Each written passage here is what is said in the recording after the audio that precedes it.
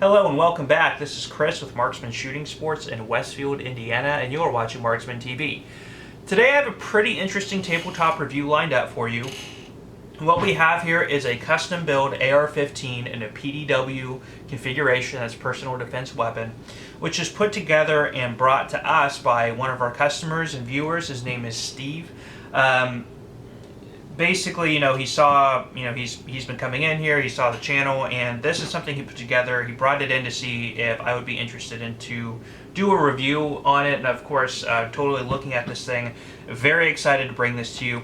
Here's an opportunity to go over a couple different things, which we're going to talk about. First of all, I want to talk about the overall build that he's done here, the parts that he's put into this platform, the process that he's used. There are some unique features on this, like a side-folding stock, the Dolos removable barrel system, as well as he has put on the CAC Industries Shockwave blade pistol, arm brace is what I'm trying to say, which there are some nuanced laws involving this in terms of whether or not this can be shouldered, so I want to talk about that too.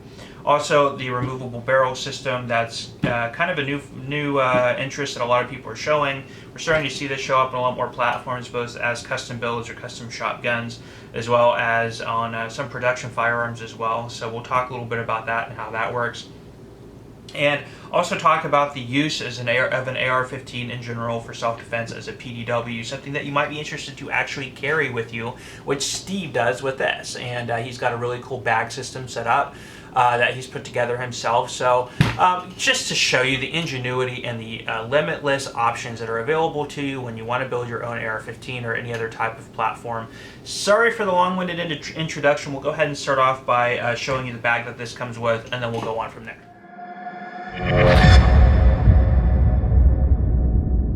So we will go ahead and start with an unboxing or an unbagging of this custom AR-15 PDW type weapons platform. The bag actually really kind of makes up the whole system in terms of its practical use. So what we have here to start off with is just like a little press bag. And actually the owner of this firearm picked this up at a Goodwill. He said he paid like $8 for it. Cool things is, first of all, he's not associated with either of these news networks, so there's no affiliation there, but it just looks like a general press kit or a press bag.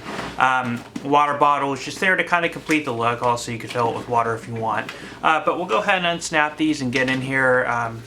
Starting off on the front panel, there are two pouches here, which is the perfect size for two AR-15 PMags, which he's got stuck in there right now.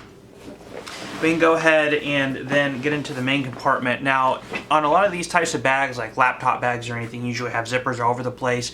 In an emergency type situation, you want to be able to get to your, the appropriate zipper lever, or the right one quickly. So what he's done is he's added a little kind of keychain type thing here, bright red, easy for your eye to pick up. Knows that this is the one to grab. Go ahead and throw that over to the other side. We get into the main compartment, and right here you can see the receiver and stock on the PDW system, and there's already a magazine in there. Good, so that it's already one step out of the way and ready to go. Also, the magazine helps the platform kind of sit in the bag on a more level cant, so it's not rolling back and forth as you walk. Also already has your optic on there, and it is a hollow sun, so just by pulling it out of the bag, it's ready to go. No switches or anything needed to engage it. We'll set that aside. In the separate compartment, so there's a little divider in here, we will find the barrel system. So I will go ahead and grab that and then pull that out. And I'll move the bag out of the way here. So we have our barrel and receiver, and of course a couple spare magazines, so I'll throw those aside. So we can go ahead and grab the receiver, and the stock just flips out and locks to the side. You don't have to hit any latches or buttons, anything to unlock it, to move it over. Then we have the barrel system.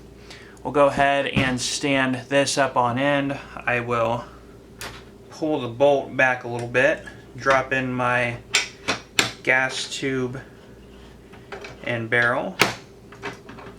Those are in place, so I'll relieve the bolt, and that basically locks my barrel in place. And then I can go ahead and just grab the handguard and ratchet it over into place, and then it is assembled and ready to go. So let's go ahead and jump into this. I want to start off, we'll go from the muzzle end all the way to the back, go over the parts that are on this thing. and talk a little bit about the process that Steve used to put this thing together. We'll start up here at the front. This is a deployment compensator by Wheaton Arms. Okay, the barrel itself is a 1-in-7 twist. It is 10.5 inches, and it is cold hammer forged. This, of course, is a 5.56-223. On here, he does have a Yankee Hill handguard, and he does have these Magpul QD sling adapters. On here, he also has the Dolos 2 quick barrel release system he got from Copper Custom. I'm going to show you real quick how this works. So there is a latch right down here on the bottom of the AR. So we can go ahead and pull that down slightly and then turn the handguard free. And we're just going to go ahead and set that forward a little bit. Now the barrel is locked in place by the bolt, so we will go ahead and pull the bolt to the rear. That would release the barrel from the receiver, and then we can go ahead and just pull and extract. So here we do have the handguard system by Yankee Hill, of course, the barrel and the gas tube, and then this is our Dolo system. Now, in some cases, these are going to be readily fittable. It's going to change essentially based on what upper receiver you're going to be using, and I'll get into the rest of the AR in a minute. What Steve had to do is he actually had to get this fitted and machined to give it more of a precise fit. And once I get this back on here, I'll kind of show you, I'll bring it in close and show you kind of the fitment, the precise fitment that he was able to achieve on this. He had the work done by Bolmar Industries, which is in Beech Grove, Indiana, and Mark Buchanan is the owner. So I'm personally very impressed with the work that was done on here. The fitment, the precision on this is really, really cool. I'll roll in a couple photos here. They did have to machine down the system just slightly to basically get it that really, really tight and precise, a lock and fit. We will notice, and you'll see this in photos, and I'll bring this in close, that the rail system on top of the handguard itself matches perfectly. There's almost zero gap with the rail system on top of the receiver. And like I said, I'll show you that. To put this back together, we will go ahead and... Again, I'm doing this at a very strange angle, and you already saw me do this when I took it out of the bag here, but I'll go ahead and line in my gas tube and my barrel, and I'll pull the bolt back slightly and let those drop into place, and then by releasing the bolt, that locks my barrel in place for me. Now I can just grab my handguard and bring it around. I'll go ahead and line it up, and then just ratchets in place just like that, and it's ready to go. I mean, I don't even have a lot of experience doing this, and it's just already so easy. I'm going to bring this in real close and just show you just how nice of a fit that is. That's just seamless. Very, very cool. So like I said, they did the machine work on that, and it's just the continuation of space there is perfect. And it's just so durable and tight. Really cool. I mean, this just looks like a, I don't know, production gun. Very well done. Moving on here, he does have a HoloSun HS503C red dot optic here at the top. The cool thing about these HoloSun optics is it does use kind of a thermal or a solar panel, is what I'm trying to say, solar panel type configuration up here on the top, which stores that solar energy, which is used to then run your optic. So no need for batteries. Also, as soon as you pull the thing out of the bag and just raise it up to your eye, the thing's already on. So again, for that quick deployment PDW type configuration, that's a really cool option. Also, just an excellent, durable, rugged optic. Steve told me himself he did some drop tests on it, threw it against some rocks and that sort of stuff, and it really took a lot to break another unit that he had. So he has a lot of faith in it. I've also heard some other great reviews. Nut and Fancy rings to mind.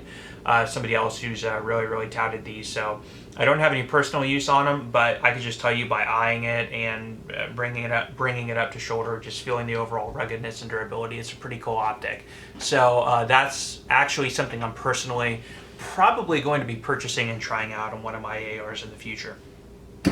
Up here on the top, we do have a Gibbs side folding or side charging uppers. I'm sorry, is what I meant to say. So it is left side charging. So one cool thing we'll go ahead and talk about is he does have a Law Tactical side folding stock adapter on here. And one potential problem when you're getting into these side charging bolt handles is you might have, because this arm here is going to continue traveling out the back of the receiver. Here, you want to make sure that you do have clearance here, that the side folding system, or even if you're just using a standard castle nut and there is no side folding system on here, you want to make sure that there is clearance. So that's one thing you want to be cognizant of. Now, Steve did not have to do any extra machining or fitting to get this to work. It actually works pretty well, and it's the space between here though is about 30 thousandths of an inch. So it's a very, very little tight space between here. But still it works, and it does have a little bit of play in the charging handle slot itself. That's of course to allow sand, dirt, grime, anything to fall through without clogging up the workings of this charging handle. But that's a really cool system as well. Now there is a little port here on the rear, since we don't have that T-handle rear charging system here like you have on any other traditional AR15. That little port can be opened up and can be used to assist in extracting the bolt at the rear of the receiver during disassembly. Flipping this over for you, we do have a Rainier billet lower, and he does have a Magpul Plus FDE grip on here. The bolt carrier group in here is an M16 bolt carrier group, mil-spec of course. So moving back here again, I know we just mentioned this. This is a Law Tactical folding stock. So there is a little button here, and what I will do is, you just push that little button, and then the stock folds over and out of the way. You'll see how that just sits there. Now, he was talking about kind of cutting a piece out of the stock here so it rests a little bit more snug with the charging handle, but actually as it sits, it's perfect.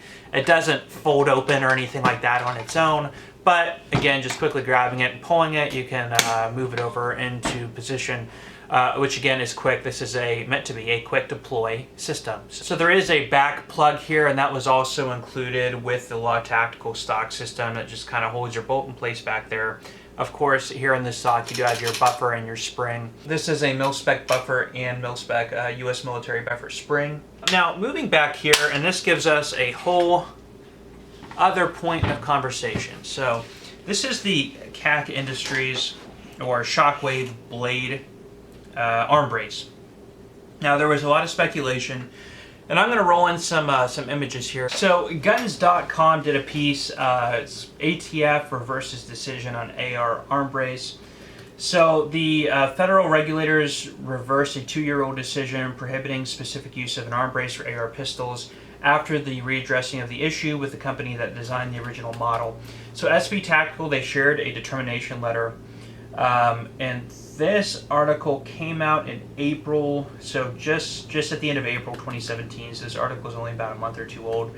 The determination letter, so basically what they're saying is, and this is my interpretation, I'm not an attorney or anything like that, I'm just interpreting what I'm hearing here. It was, so back in 2012, the determination letter on the arm braces themselves were to say that an arm brace could not be shouldered because any pistol with a barrel length of under 16 inches, I guess I should say any firearm with a barrel length of under 16 inches with a stock that can be shouldered is considered an SBR, and that's what most people's interpretation has been. And this letter was March 21st of 2017, so this is very recent.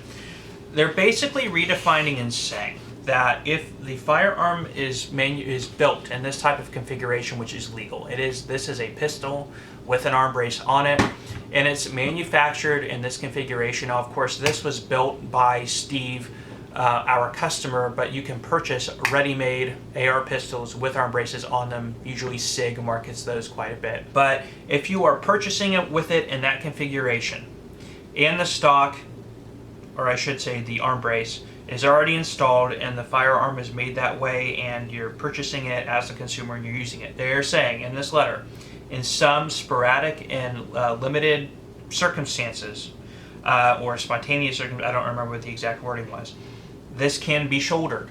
Because what they're saying is when you are submitting a Form 1, you're submitting a form to manufacture or remake or redesign. What that means is if you had an AR pistol like this, and there was no buffer tube and no stock on it, and that's how you purchased it, or if you bought a full-length 16-inch AR-15 with the stock on it, and then you're going to be refitting it with a 10-inch barrel.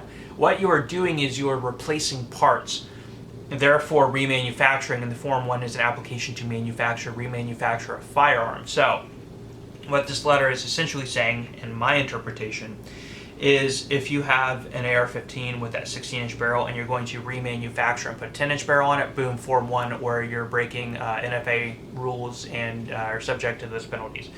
If you have an AR pistol that doesn't have a stock on it, you're going to remanufacture or add a stock to it. You need to, boom, file a Form 1, or you're creating an illegal SBR by doing that without the Form 1. However, if you have something like this, which is legal, purchased like this from the factory, and you put a stock like this on it, and again, there are some certain brands that were named during this decision. I don't know if it's all of them or not. I don't have that knowledge. You might want to look that up. Actually, if you know that, put that in the comments section for me. That would be awesome. If you are using it in its intended purpose, and you're using it, as a brace, but you sporadically or spontaneously, whatever the wording exactly is, want to shoulder this, and there's nothing wrong with that because you haven't redesigned the gun. So therefore, not an SBR. That sums it up on the parts. This, of course, is a really cool concept. If you are thinking into building your own AR-15, it is definitely doable.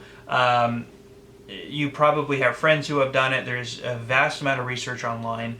To customize out something as cool as this that fits your actual needs. This whole concept of a PDW is just so cool. Steve did a great job on this. Also, he completely did the paint job. I didn't ask him if this was a Cerakote. Now, he will probably be lurking around the comment section. He goes by Bullet Sponge on YouTube. So if he comments, I will pin his comments at the top, and you guys can start a thread there and ask him questions. I'm sure he will be happy to answer those for you. But anyway, I don't know if this was a Cerakote, but he added this kind of this tan or flat dark earth coloration to it, which is really, really cool. Of course, really popular color scheme these days, kind of that tan and black. So he just did an overall awesome job. And I thank him very much for coming by and bringing this by for me to take a look at and share this with you guys. Hopefully you think it's as cool as I do. I think you probably will.